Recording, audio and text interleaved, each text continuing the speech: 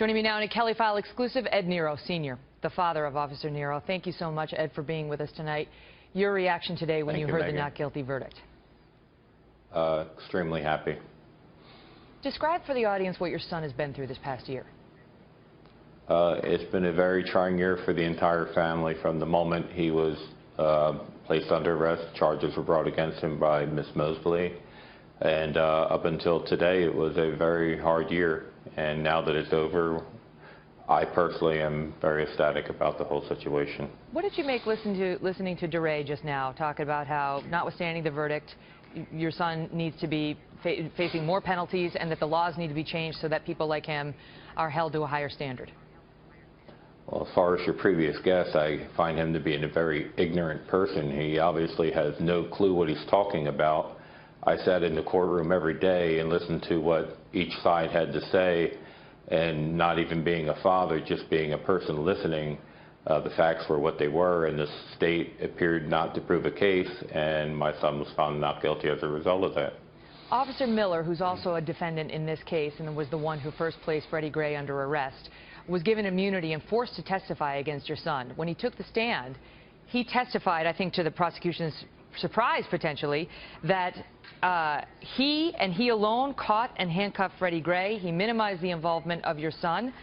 And today he sat with your family as your son was found not guilty, and he appeared very emotional. Your thoughts on Officer Miller and all of this?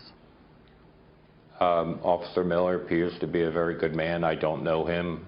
He is a co-worker with my son. But I believe he would have quite a bit at stake at this, as well as the rest of the defendants and the entire country of police officers. What was your reaction today, Ed, when the protesters followed you out of the courthouse and shouted at you? Scared, because they were shouting things that were uncalled for. They were rushing to judgment. Obviously, people didn't pay attention to the case. It was amazing that during the entire process, there was one protester that stood on the corner. Beyond him, there was nobody else there.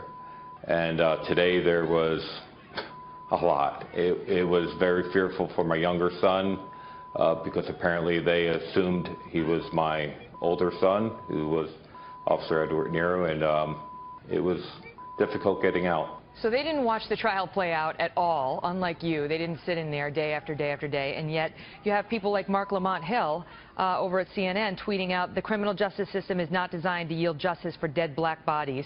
This is yet another reminder of that." Your thoughts on that? Well, I don't think it has to do with color, and people are making it into a black and white issue. It really doesn't matter what color the person is. I mean, people do deserve justice, but, you know, it played out in the court system. Fortunately for myself and my family, it played out the way that we hoped that it would and felt that it would. We never felt for a moment that my son had done anything wrong, and the court proved that. And I'm so happy with the judge, Judge Williams. I thought he did a superb job on both sides. He was very fair. He's been praised by everyone. Ed, let me ask you about your son before I let you go. As well as myself. 30 years old. He was a volunteer firefighter for 10 years, then joined up with the force, had no marks on his record whatsoever. Sometimes we forget about what this kind of an experience puts the officer through. It was described as a year of hell for him. Has it been? Yes, it has, truly. But as far as what he is intending to do, obviously, I heard before you went on air some of the things that have been issued. The gag order, wasn't aware of it, as well as the process that he'll have to go through. I assumed that he would have to go through police administration.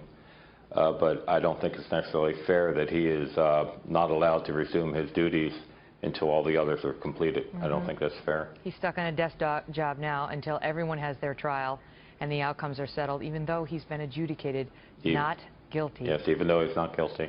Ed, thank you for being here. Thank you, Kelly.